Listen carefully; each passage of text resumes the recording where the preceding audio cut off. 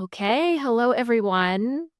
Welcome back to the Sensitive Podcast. I'm having a pause even saying that because it's been a while since I have recorded an episode. This is my first episode back after a brief unplanned break. Life happens. And in this brief break, kind of the entire kind of locus of my work has shifted. And so this is the first episode of the Sensitive Podcast with a new focus. So I just want to name that up front.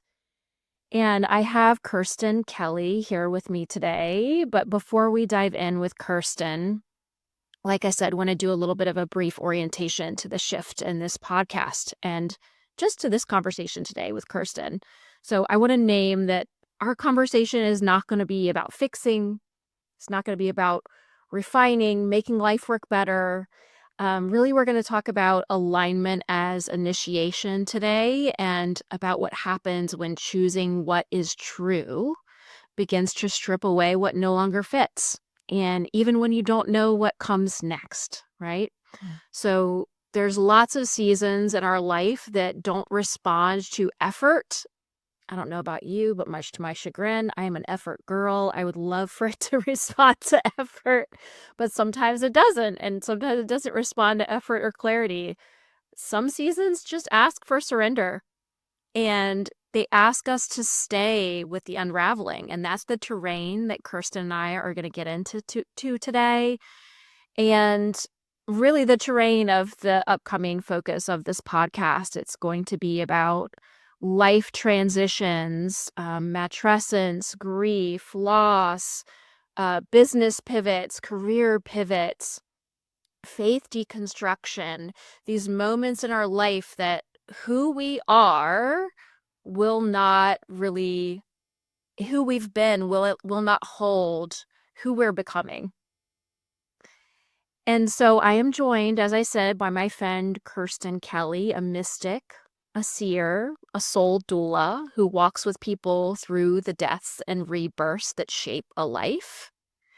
And today we're going to talk about joy and grief living side by side, about becoming a foreigner, rebuilding from nothing, about learning to trust the mystery when the path forward hasn't yet revealed itself. There is no map that we're offering, only lived experience. And if you're in a season where something is ending and you're not sure what yet is being born, I invite you to listen from here. So, Kirsten, welcome. So grateful to have you and would love for you to introduce yourself a little bit more if you're willing. I am willing. I would love to. I'm Kirsten Kelly, and I'm a mama of 3. I am a partner in crime. I am a sister to many. I am a daughter of God. I have been on sort of this path, if you will, for the better part of the last 10 years, and just feel this deep need in my soul to immerse myself in the mysteries of life and what it actually means to be here as a human in a human body with a soul. We are a full spectrum, physical, ethereal unit. And acknowledging that naturally just opens up these pathways to shifting and morphing and following and being in a whole new way outside of these constructed systems that the planet has going right now. And I love that you mentioned that there's no map here. And that's because the maps are being upgraded. There were maps that were specific for specific people to go specific places and to stay in this like trajectory. And these maps are like being completely burned to the ground now. And they're being upgraded to be individual. And the nature of what is happening is inviting us to find our own unique map and path to get to where we individually need to go, and allowing everyone else to be on their own individual map and path at the same time, which is really tricky for us. So I've been through so much life experience, and am so thankful for the tests and the difficulty and the pain and the trauma. I can genuinely say I am now grateful for trauma and situations that I thought were awful, but now I can look back and say, those prepared me. They literally, everything has prepared me up until this point. Nothing did not belong in my life to put me in this position and to have so much like overflowing desire and love for humans to help them find their version of that. So I live in Costa Rica with my family, and that has been its own journey of um, reconstruction and death and rebirth and challenge. And I think, we thought going in it was just going to immediately start this amazing new life, but there was like a whole death process for really a year and a half to be here. So we'll get into that too. We'll get into that, dive more into that. I can't wait to dive into that, especially because I know you made that move when your son was very young. So I'm very curious to hear more about that. And I feel like even what you've shared so far, I kind of hear what came up for me was how I feel like we've been following the map really of the post-industrial world. Really, it feels like we're still in this place of like, oh, this is the map. This is how things are supposed to be done. I even look at kind of if anybody else has kids and school and school-age children and things like that, really looking at the model of education we still have and how it's built to produce little factory workers, right? And we haven't updated that. There's no updated map for that. And just how, I guess what I'm trying to say is I can sense how you have seen on kind of this bigger, almost global scale of one map dissolving and each of us having to create our new individual path while looking at others' paths. This is the part, like you're saying, this is really, really tricky for folks and where we're getting into a lot of conflict right now of, okay, if there's not one map, there's not this post-industrial map and everybody has their own, like, how do we coexist? How do we relate to difference? How do we say, for example, okay, this is your path and this is mine, and there's not one right or wrong, and we're not going to take this hierarchy approach. We're diving into a lot really, really early, but Getting into it. what I hear. Yeah. And you saying that, it kind of makes me want to pause really quickly because there's a level of exhaustion happening. I see it in the West a lot. I can't speak to it's not so much here in Central America, but the majority of the population that is being impacted the most by these shift of systems and this shift of there's an exhaustion. And it's because it's like, especially as parents, we are not only reinventing the map for ourselves, most of us, our children, were the genesis of this realization that we do need a new map, right? From the moment of like conception, we were starting to make new medical decisions. From the moment of birth and school and education, and they're like growing like there's so many things that we have been invited to look at and to create our completely new trajectory. And this exhaustion, I just want to honor this because it's so real. Like, you're not crazy, you're not sick, we are literally reinventing every area of our life. We used to just be able to go to church. We used to just be able to go to the doctor. We used to just be able to go to public school. We used to just be able to plug into all these systems, and there wasn't all this energy given to reimagining what we actually want and need, and creating that. So many people are like creating that for themselves. They're self-treating, they're homeschooling, they're doing spirituality alone and not in community because that no longer aligns. And so we're like in this in between of, we are literally, whenever I like find myself so tired from doing all of the mental, emotional, and spiritual work that this takes, I have to remind myself that like we are literally all doing the groundwork right now of creating these new upgraded systems, and we're the worker bees. It's starting with us, and it's starting with the even just like healing generational patterns and trauma. Like it kind of starts there, and then we start to make our way up from there. So all of that to say, I kind of just wanted to pause and take a moment and invite. Should we close our eyes, Kim? Should we just close our eyes for a moment and just take like the deepest breath that you've taken all day?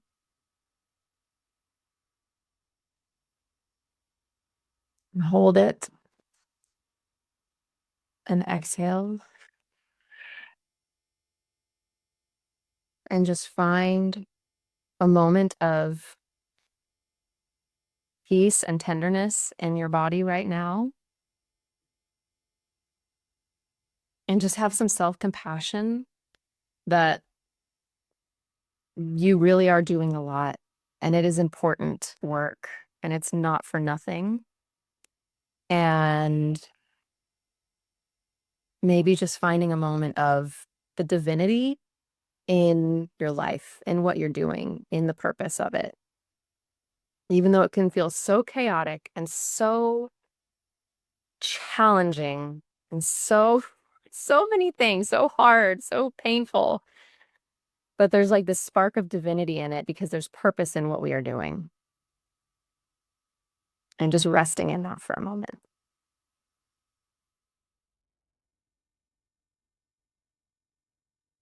Hmm.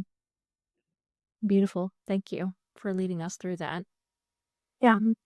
The vision that I got while you were sharing that is how much more, I mean, I think it's just interesting because it was in a jungle, which of course you live in the jungle, and how much more energy it takes if you're walking along a path that's already been carved out for you versus having to carve your own path with a machete and cutting down all these trees as you go, right?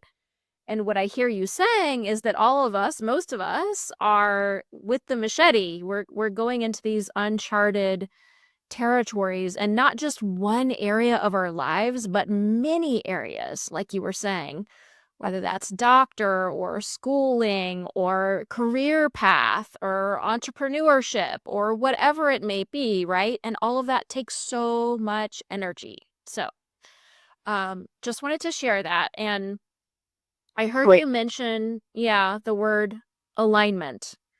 And I want to circle back to that. So, when you hear the word alignment, what does it actually ask of us? Not in theory, but in our body, in our day to day. What does alignment begin to undress us from? First, I would like to speak to something that actually came through this morning, in that what alignment really is, or how I see it, like how I view what alignment is. And to me, alignment is actually the tether that is connecting our soul or our spirit to God, to our highest self. And it never goes away. It's always there. But what happens is that conditioning and life experience and pain and trauma, or just certain things that exist on earth as a human, start compounding and like getting in the way of our ability to feel and sense and hear that tether to God or our highest self and where it's bringing us. And so we're kind of brought through this hero's journey, if you will. That's why that concept is so important, to bring us back into being able to even just hear it. And then once we can hear it again, once we're aware of it, it's asking us to decouple from everything that is not bringing us closer and closer to that highest version of ourself, to the version of ourself that we came here to be. And so, if your relationship is not in alignment, that doesn't necessarily mean that a relationship has to end. That means there needs to be an assessment made of like, what is happening here that is not working. Okay, I'm starting to realize my value here, and you're no longer treating me in a way, or I'm seeing how you're treating me in a way that is not in alignment with how I'm viewing myself now. So that needs to change. Or if it's, a career situation and you've been doing some like inner healing or some awareness around what it is you really want in life, and that career is no longer bringing you toward that, then that's time for a reassessment. Is there a way to make this work in a way that is in alignment and is bringing me closer to that? Or is it time for a really serious conversation about making an exit and making a new move? And that can be so scary. And that happens once you start allowing that process, that will start happening in every area of your life. You will start seeing more and more opportunities and invitations to look at and decide whether or not this you know, charcuterie board of life is bringing you toward your highest self, or is it keeping you on the couch, Mm. And yeah, it will constantly, and then you'll get to another point. It's just this ever ascending growth cycle, um, of of taking account for what isn't actually in your highest good.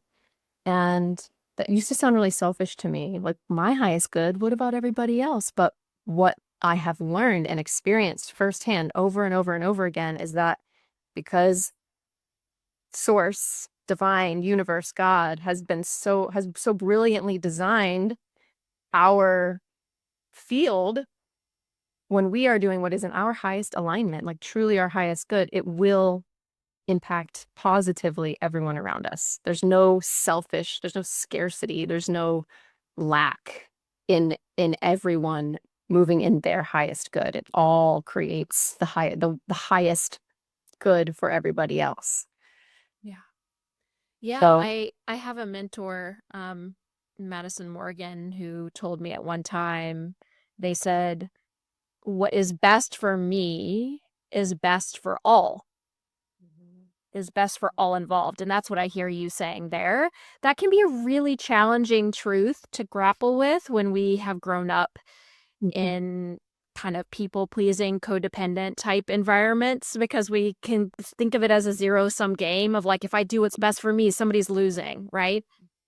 So I think it's really important to name what you just shared. And I heard a couple things that I wanted to bring forward from what you shared. Number one is just that, you know, first of all, that when this starts to happen, it will kind, it's like a dominoes. I kind of envision dominoes. It will happen everywhere. It's going to be, you're going to be asked to have this happen. Okay, so I'm recognizing that how I'm being treated in my relationship isn't actually consistent with how I view myself now. Well, likely buckle up, because there's going to be a career upgrade, right? Or there's going to be an upgrade in your parenting or whatever it is. It's just that these identity shifts, because really that's what's happening here. There's an identity shift happening.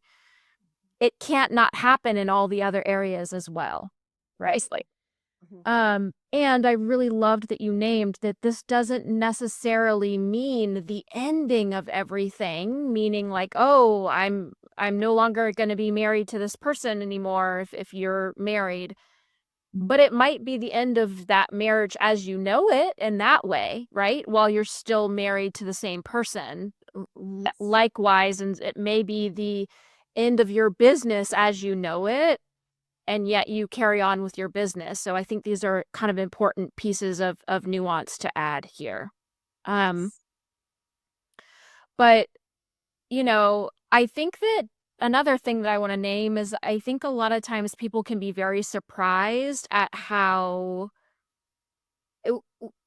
because what I hear is expansion here, right? We're sloughing off the things that aren't consistent with our highest self, with that alignment.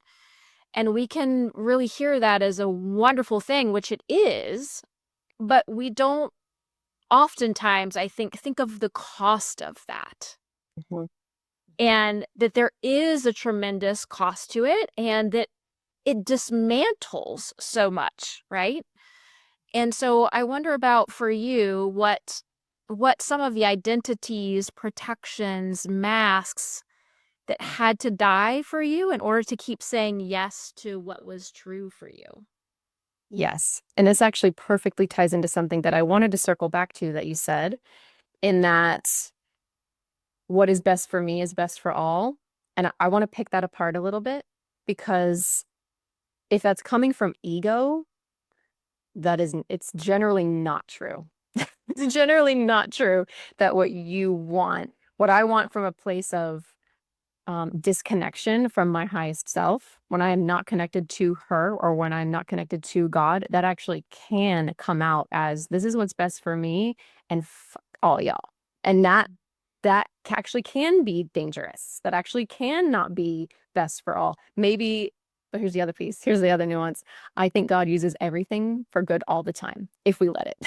So there's also that piece. Like everything is so nuanced, but I think it is important on this journey to do our best to remain in integrity and um in that highest self place when we are sussing out what is best for me, what is in my highest alignment, because generally if it feels really, really good to your, like, mm, if it feels really tempting, I would say pause and ask if that's your ego or if that's really your soul talking.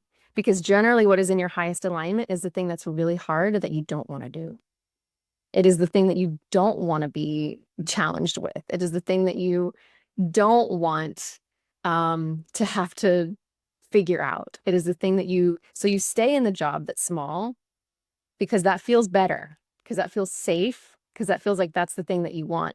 When in reality, the thing that you need, the thing that is calling you is actually, and what is for your highest good, is the thing over here that's going to take a lot of work and like midnight hours and training and, starting from the ground up. And so that's a little piece I wanted to play in, because in the cost of choosing the truth, which was the question that was asked, was that ties into that of like, what is the cost? The cost is generally a lot compared to staying where you are. There is usually a and there's so much identity uh death in this decision, in these decisions, who you are and who you have been, like I think you said at the beginning of the conversation, has to shift to hold where you're going. Like, whether that's habits that need to die or thought patterns that are holding you in place, that you have to effort your way. You really do have to make conscious effort to shift those thought patterns. And then, um, simple things like going out to eat 5 nights a week versus cooking yourself what the food that you need to nourish yourself the best might be better for you, but it might not be the thing that you want to do. But that's actually ultimately what's going to help push you into like a cleaner body, a clearer mind that is bringing you higher and higher into, the next iteration of yourself. So, um, and in my own personal life, like I've been through death and rebirth over in every single area of my life,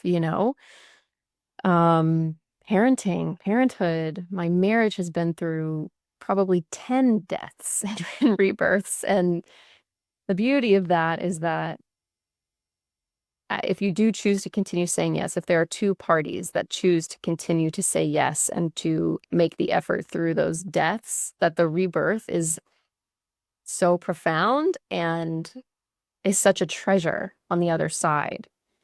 And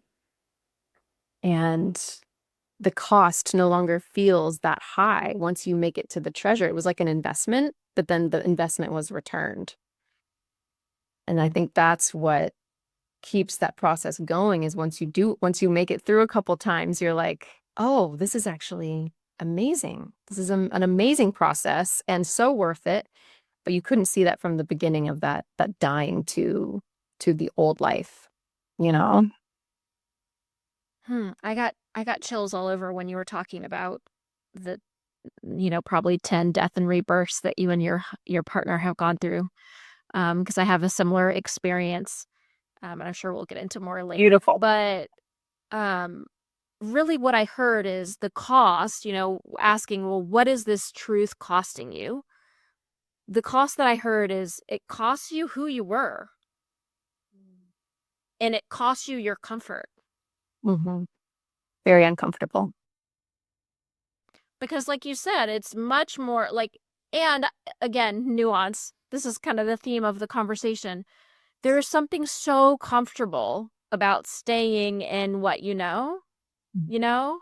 For example, for you, like staying in the US versus leaving to go to Costa Rica, there's something profoundly comfortable about that. And there's also something very uncomfortable about it, Yes. right? There's both. Yes. There's something profoundly comfortable about staying in some of the patterns that had to die in my marriage, and there's something profoundly uncomfortable about it. Mm-hmm. Right? And here's how I would love to distinguish that, because this has been my experience, is are you comfortable and are you happy?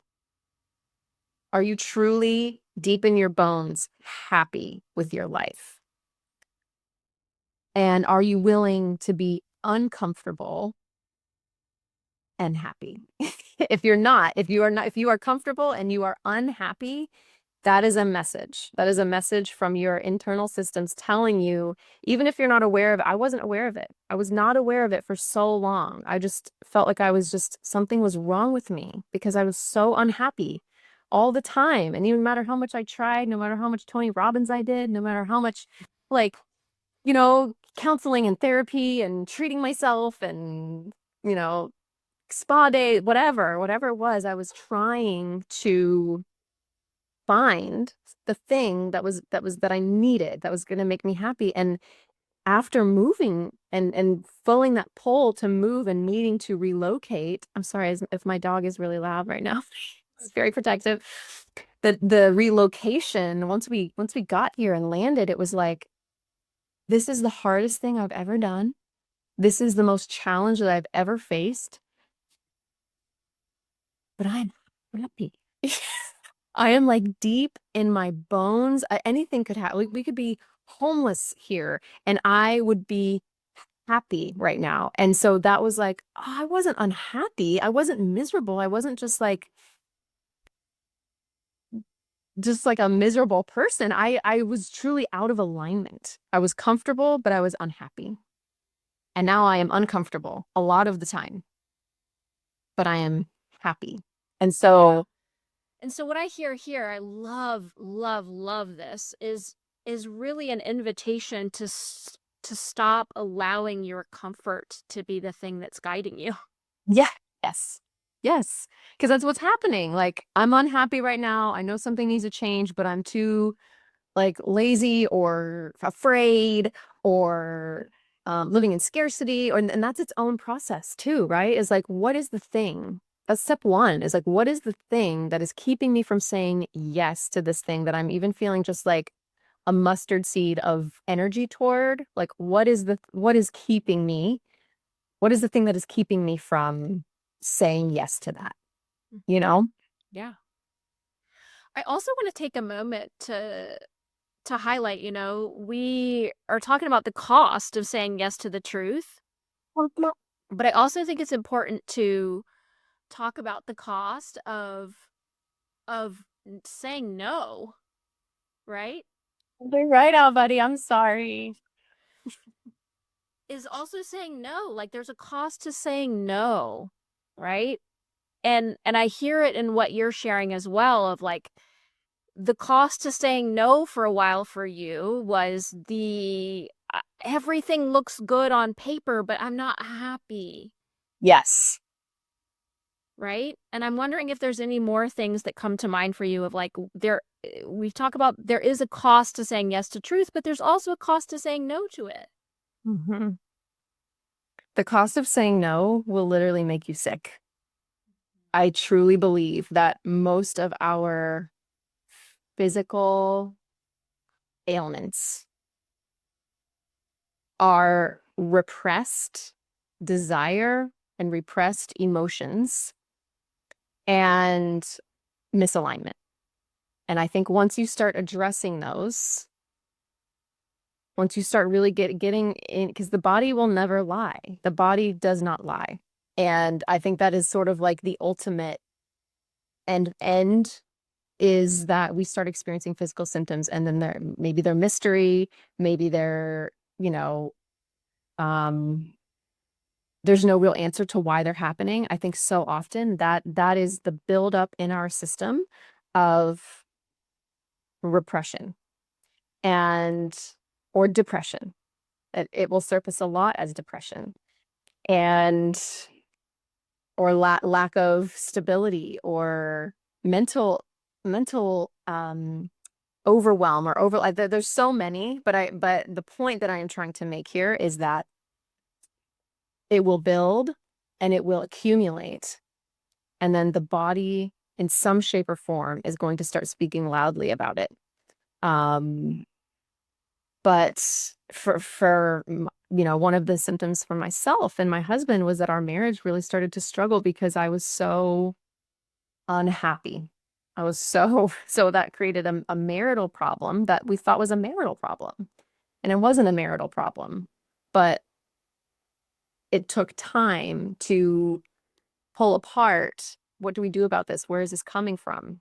And so I love that question. There is a cost. There's a cost both directions. No matter what you choose, it will cost something. And I think the question is, well, it's just bringing awareness around that. Most people don't even, I think, realize that there are choices and that we're creating all the time, no matter whether we're aware of it or not.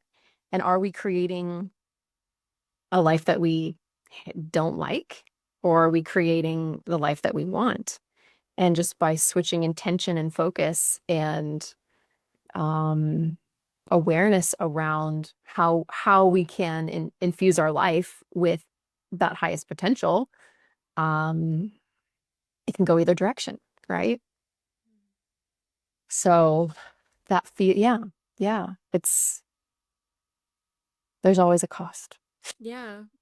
And I think, like you said, just being aware of that, because I think a lot of times we don't think about the cost of not following. We're just thinking about, for example, for you, which we're going to get into in a second, but like I can very much feel the cost of uprooting my family and moving to a different country, right? Like I'm weighing that cost, like I know that cost, but then you're not thinking about the cost of, for example, what's the cost of my marriage, of how this is presenting, this misalignment is presenting in my marriage.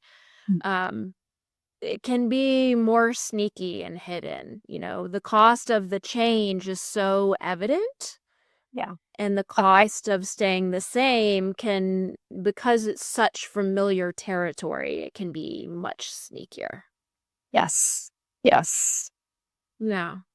So let's zoom into some of your specific initiations. So, your birth experiences, your marriage, moving to Costa Rica, starting over from scratch. And I'm curious what you thought those thresholds would require of you and what they actually asked of you instead. Yeah. Well, first, I just need to name that my son coming in here and screaming was really dysregulating for me, and so I'm trying to come back into my into my focus. I'm feeling a little now a little less in the zone than I was, but I think naming that will help it dissipate. Um, okay, so like the process of the death and rebirth in each role, is that what we're kind of Yeah. sussing Well, out? and whatever you want to speak to of the specific initiations of what you thought it would require, like walking into marriage, what do you think it would require of you, and what has it actually required? Walking into motherhood, what did you think it was going to require? What did it actually require? And same thing with moving to Costa Rica, maybe. Yeah. Okay. Well, I think, like, let's take marriage, for example. I knew that it was going to be work. I knew that it was going to take energy and intention and um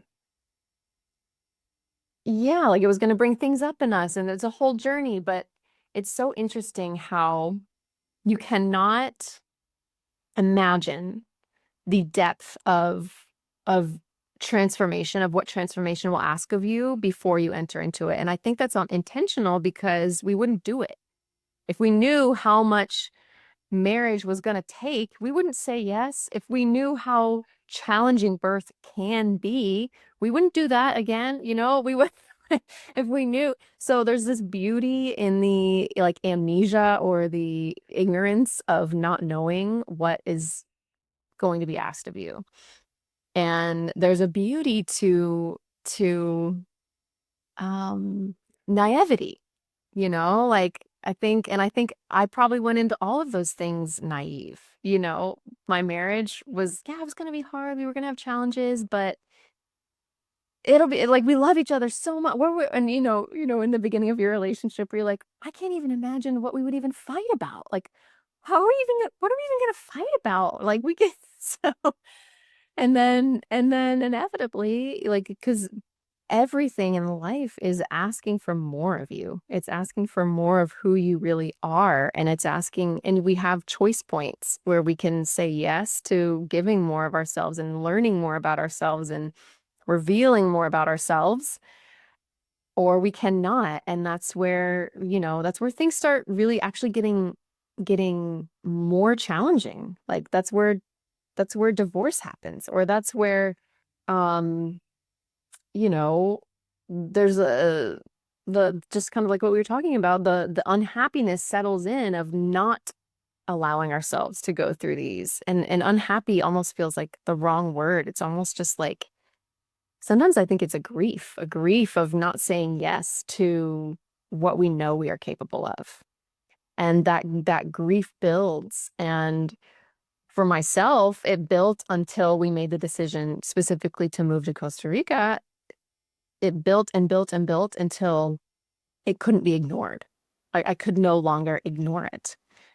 And yeah, so I think a lot of people, like, our systems, our world is so set up to numb us and to distract us and to kind of keep us small and in a lane and stay in that lane. And because of those systems, we don't even have an awareness that there's another option. I think most people who are in this situation, and where they don't even know how to say yes. They don't even know what the options are, because we've been so conditioned to stay small and be quiet and stay in your seat, and you have to ask permission to do everything. And, you know, so yeah, back to your original question, you can't know what's going to be asked of you. You just can't. And, but you do it enough times and you start kind of following this surrender to a process of bringing you closer to your, purpose or highest self. And you realize that there's treasure at the end of it. You realize that all of the, which we kind of touched on earlier, there's just this, it's so worth it. And so then there's a trust built for this process of, okay, I said yes to this. I thought it was going to be this. It was actually this, and that was really hard, but then it brought me here. And now I trust, you do that enough times and you have a trust for this process, right? And so now I feel like I'm truly able to go into the unknown, into the void, into maybe not complete surrender. I'm not trying to like, I don't know. I haven't made it anywhere. I'm just getting familiar with this process now. But I do trust. I trust now to say, okay, I have no idea where this one's going, but I will step in. I will say yes. I will let it wash over me, and I will let it take me where it needs to take me, because I build trust for this journey now. Hmm. So what I hear is that none of us can know what any initiation is going to require of us at the start, because we're all naive to it, or we wouldn't sign up for it, which I wholeheartedly agree to. And what actually ends up being required of you is surrender in ways that you maybe didn't anticipate. Yeah. Yes, so much surrender. Right. And yeah, I just want to I feel like I want to share. Gosh, I guess it was 2 weeks ago now we got invited to my brother-in-law got married, and my son was the ring bearer in the wedding, which was really cute and special. And So sweet. this just kind of blindsided me. I was at the wedding and we were in the back because, of course, we had my 3-year-old son there. And I was like, we got to be able to scoot out the back as soon as something hits the fan. But I'm sitting there, I'm watching this wedding, and I just started like full on sobbing. And it was a beautiful wedding. I don't normally get very emotional at weddings, but it wasn't about how beautiful the wedding was. And I was like, what is happening to me right now? And as I was watching the wedding, I think there was a little something about the fact that my brother-in-law obviously looks like my husband. Um, but it was giving me flashbacks to my own wedding day, which it will be 8 years in May since my husband and I have been married. And I was remembering what I felt on our wedding day. And I was remembering, Kirsten, really, it was the naivety. Yeah. Yeah. It was the hope. It was what I thought it was going to be. I have full And body chills. and my tears were, this is the reality of what it's been. And this is what I thought when I was standing in their place, right? Yeah. And that doesn't mean it's bad or wrong or that my marriage has to end. It's just that I was grieving the death of a certain version of our marriage, and also a certain version of me, right? That had these ideas of what marriage was going to be like, of what life was going to be like. And I just felt like sharing that because, again, we don't have any idea what we're signing up for at Yep. any of these. And it can be thresholds that we don't even name. There are very clear ones like this, like marriage, like having kids, like um business or a career pivot or whatever. But there are certain initiations that we didn't even ask for that we go through, that we can have certain ideas about how it's going to go. And there's a whole surrender to the mystery of the process that really, when you said yes to this process, when you said yes to this thing, you're saying yes to an entire process that you can't see. 1000%. And Yes. obviously you can pull the ripcord and say no at any time, but that's taking you out of the process that you said yes to. Yep. Yep. And so, you know, really what people are afraid of that I want to name is that people are so afraid, and obviously I understand, I'm the same, but we're afraid of the void that we get in. We're afraid of this mystery. We're afraid of this surrender. And I'm wondering if we can speak to a little bit about the void before we go into the surrender itself, because that's the part that I think that people have the most discomfort about, of like, okay, I know, for example, one version of my marriage has to end. I don't know if we're going to stay together. I don't know if we're going to be two people still saying yes. I don't know what's on the other side, or like, where I am right now. I know that like one version of my parenting needs to die, and as my son is becoming more and more and more toddler, like there's a different version of me as a parent that needs to be born, and I don't know what that's going to be like. There's these in-betweens. So I'm wondering if you can speak to the in-between and your experience of it and how you actually work with that. Yeah. Yeah. Well, I don't have a system. I don't have a protocol. I don't have anything cut and dry. No. But um well, one thing that was coming up as you were talking that I would like to share is that if, like, so for example, let's take marriage again for an example. I wasn't afraid of marriage. I wasn't afraid of commitment. I wasn't afraid of that unknown. And still it took me on a wild effing ride, you know? I want to kind of frame, like, if someone were to, there are people who are afraid of that commitment. There are people who are afraid of that type of unknown. And I would highly, highly suggest that if you are afraid of a void, if there's like an actual sensation that creates fear in you to say yes to something, that there's actually something in that for you that you need. That is something that there are things that we say yes to and they still refine us and change us and morph us. But I would say even more so if there is like a fear around a specific void in a specific area of your life, that is actually something that is actually really needing to be looked at and walked through, because it just means there's a bigger transformation there. There's a bigger healing. There's like a deeper reason for that, that the presence of that void in your life. And so, um, for me, the void process, it usually, hmm, yeah, I would say that I don't usually know it's even coming.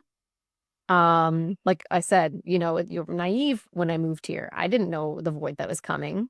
So when I don't know it's coming and then it starts coming, it takes a minute. It takes a minute to realize what's happening.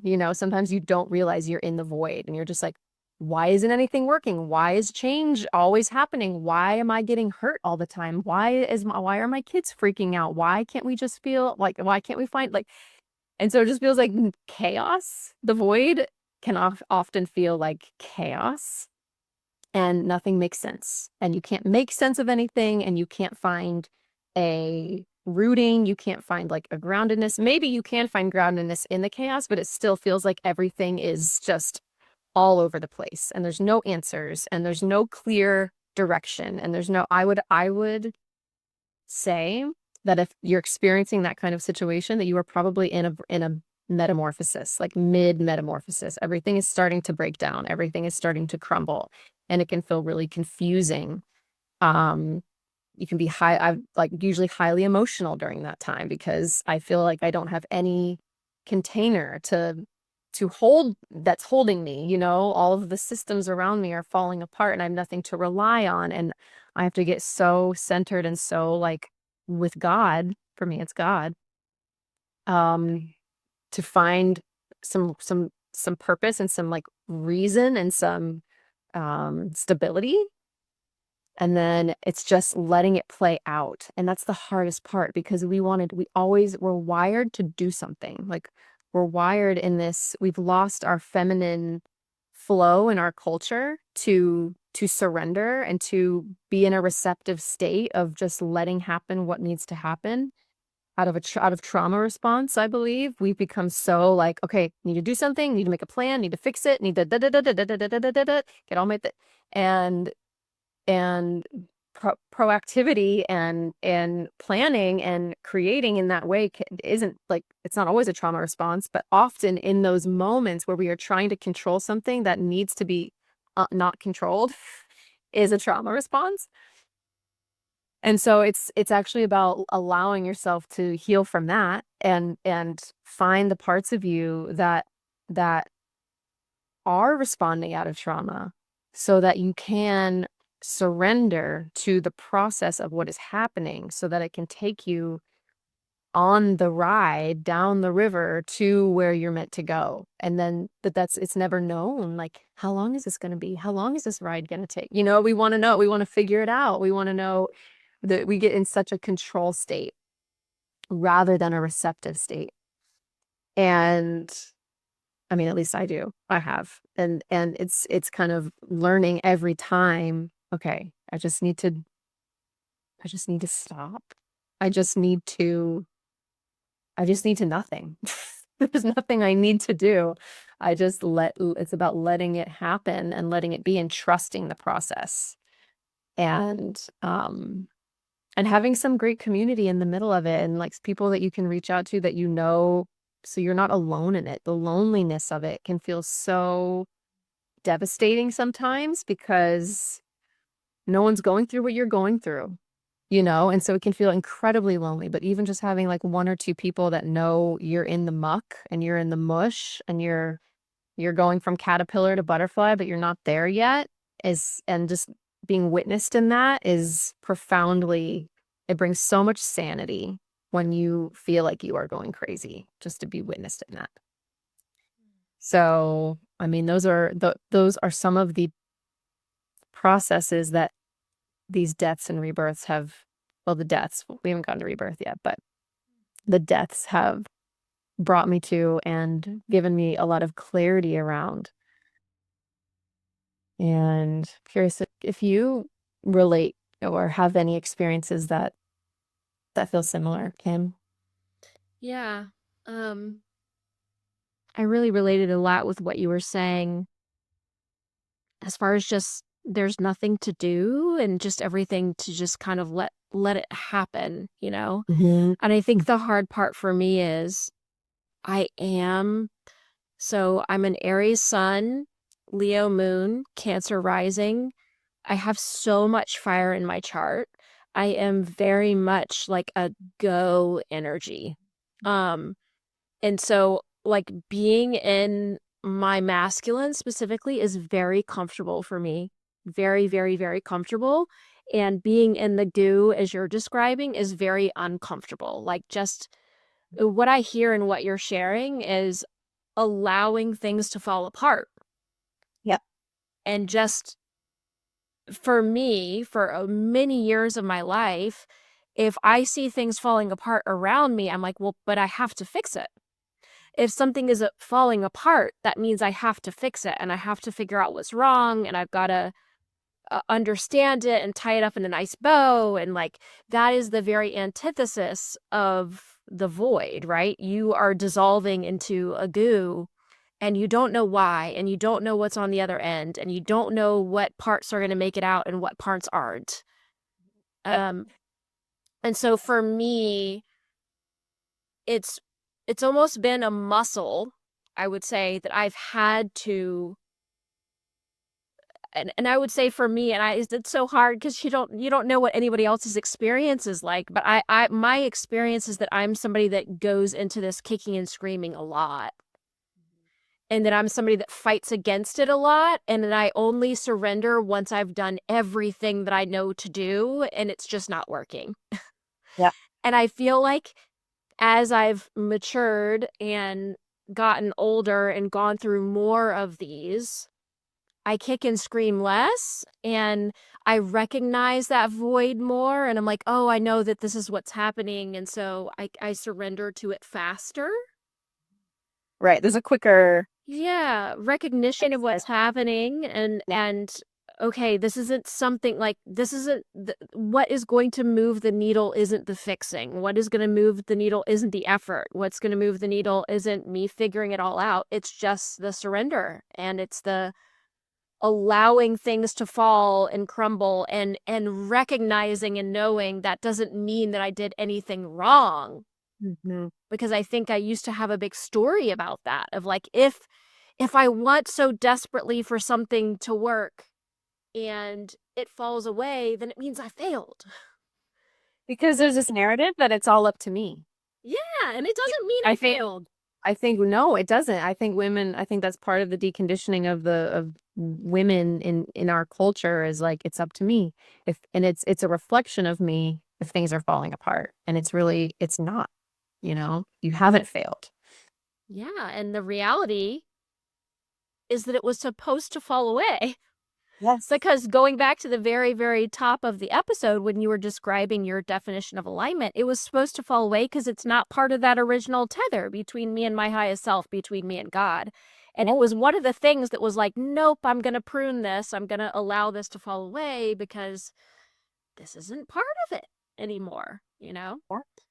And it's a really simple, subtle shift in how you're looking at it, but it's not so simple and subtle to let yourself follow that, and in the new way. So it can be easy to comprehend that, oh yeah, I just have to change how I'm thinking about it, but it takes a whole system reset to be able to then allow yourself in the process. Yeah. Yeah. It's quite uncomfy. And, you know, I think the discomfort level is directly proportional to how much you love control. Yeah, that too. And I really love control. So that's why I kick and scream so much. And again, less now. Um, Have you ever been on any plant medicine journeys where you had to No. surrender control? No, I have not. My husband has, and hearing his wrestling with that is interesting. Yeah. Um, Yeah. I mean, yeah, there's many, many, many schools of thought and, what it is and what it does. But one thing that is true universally is that it will force you to surrender, and yeah, it's, it's not something I'm drawn to anymore so much, but there was a season where it was really useful for me in learning to surrender to something outside of myself, mm, going through that void. So, yeah. yeah. Well, I know you've talked about life itself as continually killing and resurrecting us.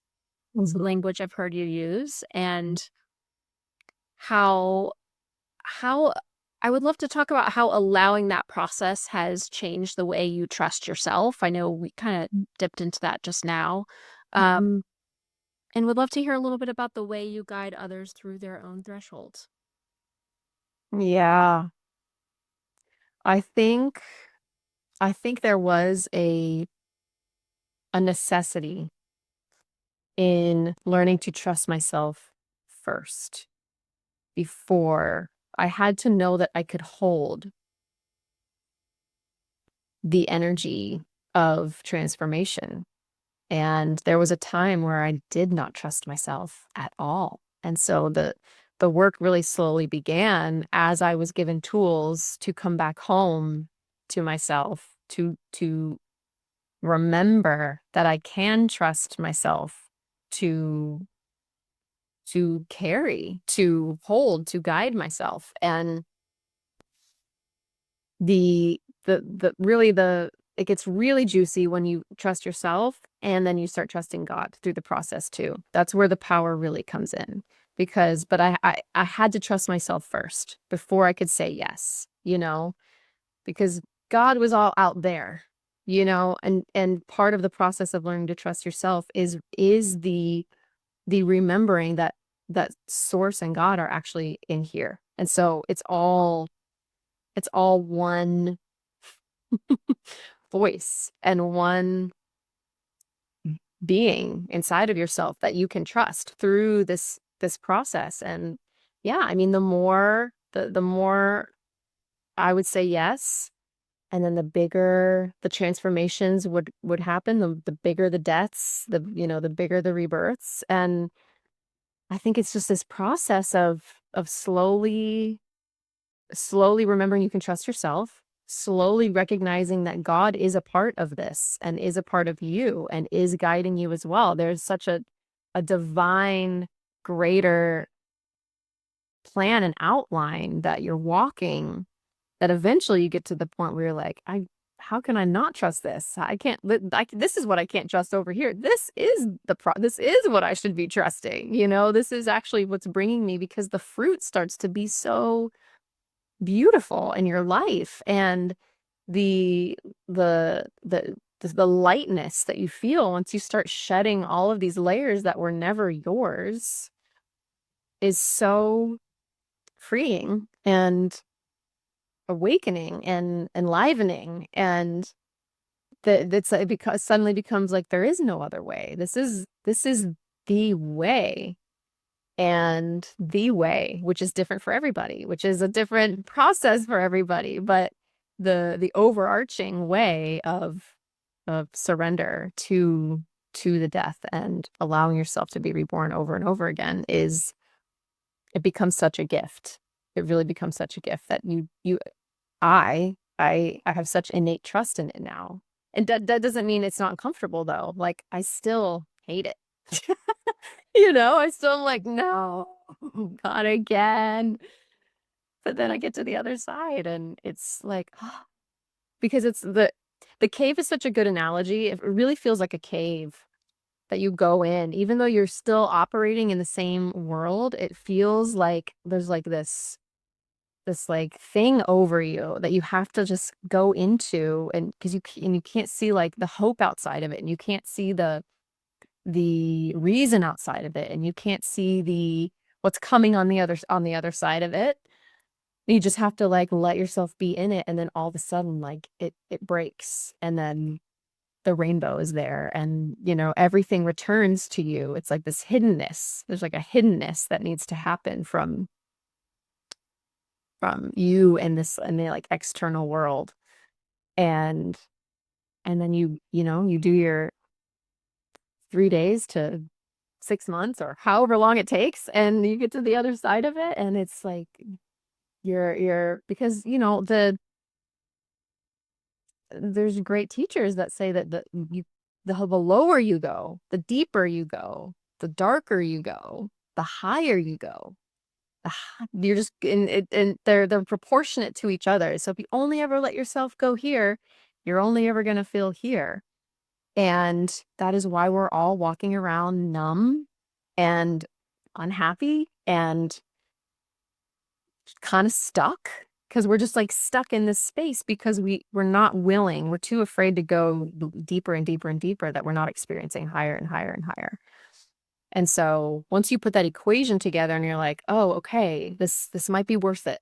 This might be worth going down, down, down, because then you come out and you can feel so much the greater spectrum.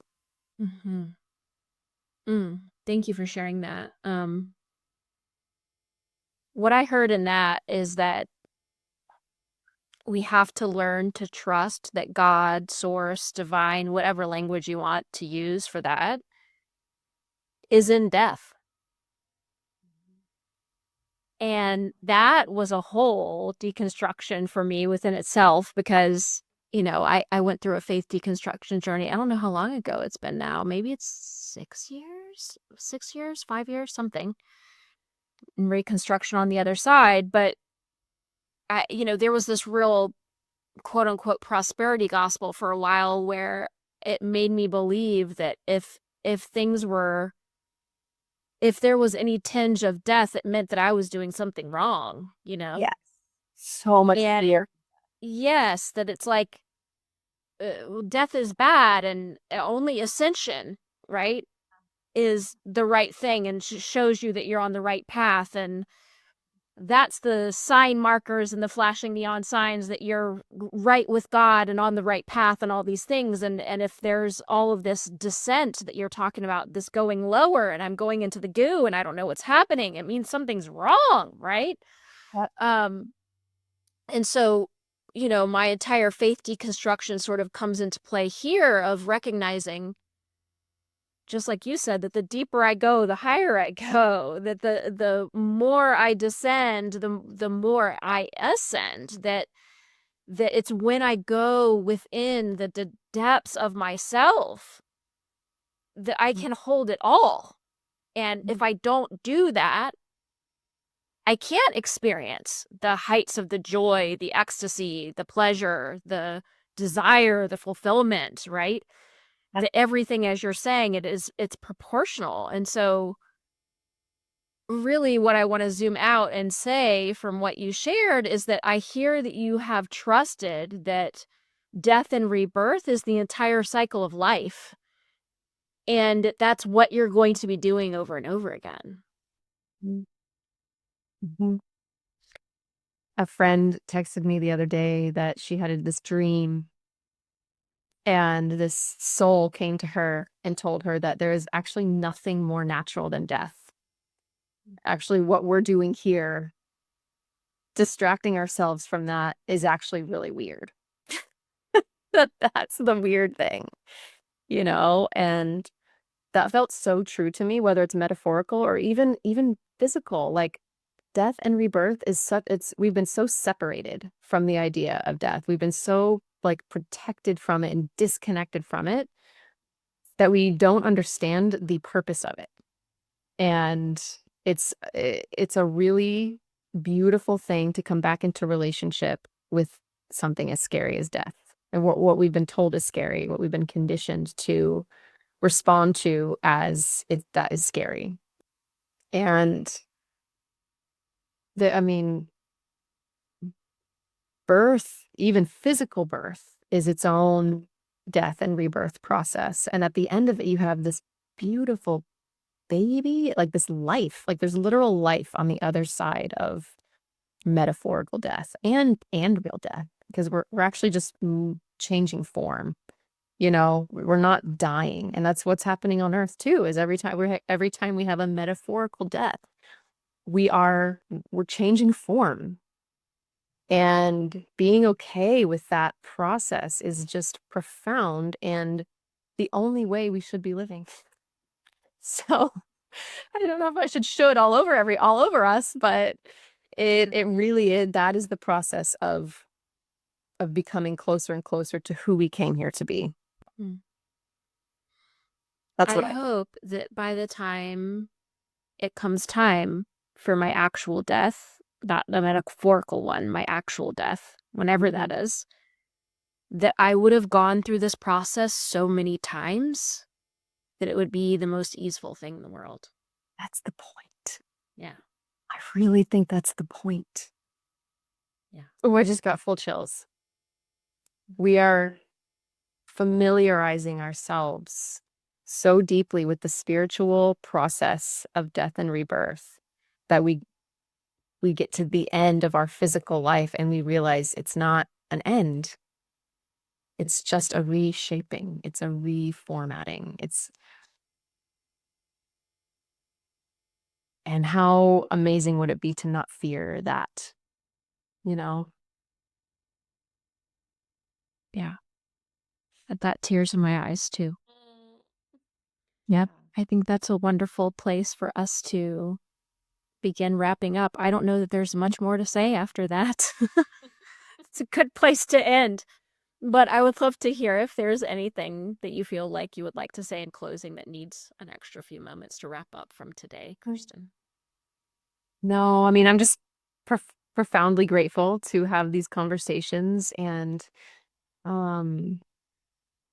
you did ask how I walk others through their death and rebirth. And that is a completely unique experience depending on who is in front of me and what their needs are. But generally, it's often a witness and a recognition. And the process tends to carry itself, you know. It's an intelligent technology that is always running, and it just needs to have the permission and the trust to do its thing. So, but I really appreciate you having this conversation with me and sharing and receiving, and thank you, Kim. Of course. Thank you, everybody listening. Are you okay if I ask you a few rapid fire questions here at the end? I always like to just do a few lighthearted questions so people get to know you a little bit more. Yeah. What's the last thing that truly surprised you? Ooh, truly surprised me.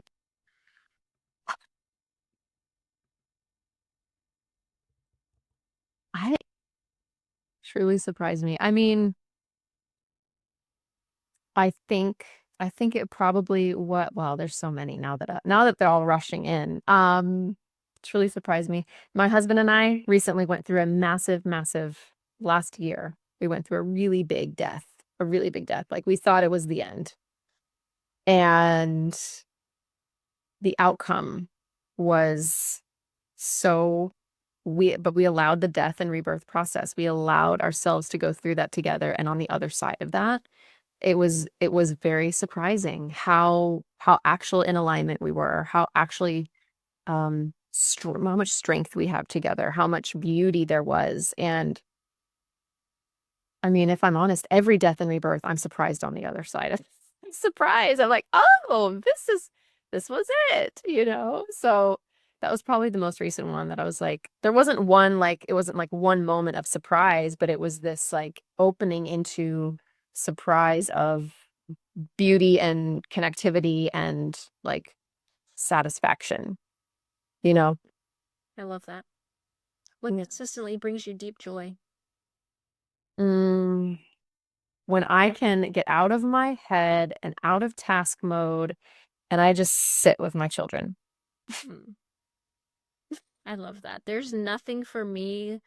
Like my son is, I hate that he does not like physical touch, but he does not like physical touch. Oh, that's so And hard. it's so hard. I just want to squeeze him all the time. But like if he's like extra tired, sometimes he'll get real snuggly and he'll just lay his head on me and just lay there. And I'm like, oh my God, I could die now. So happy. Yeah, it really, yeah, Wonderful. it is. So It wonderful. is. Yeah.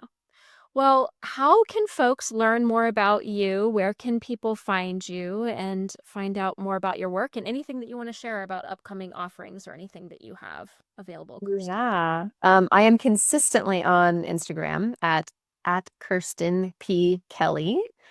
I'm sharing on there quite a bit right now around a program, a 4-month program that I am really, really excited about. And it is about fully resourcing body, mind, and spirit, all parts of us at once, because we're not separate parts. So we don't need separate containers. We need one container that is addressing our whole self in creating a vessel of vitality and being able to have the energy and the mental capacity and the soul spirit connection to walk out like our purpose in this life and on this earth. And I'm very excited about it. It feels really needed right now. It's called The Well and the Wild. And so I'm pumped about that one. There's a lot of energy going into that. So yes, if anyone wants to reach out, I would love to chat with you about that. And I'll put that in the footer notes as well. Okay. Amazing. And always, always open to one-on-one doula work, spiritual soul, doula-ing. Well, thank you so much, Kirsten. It was so nourishing to have this conversation with you. And I can just feel, yeah, just feel the energy of sitting across from a person that has allowed so many different death and rebirths in their life. And so I just honor that in you. And thank you so much for sharing it with us. Thank you. Thank you, Kim. Yeah.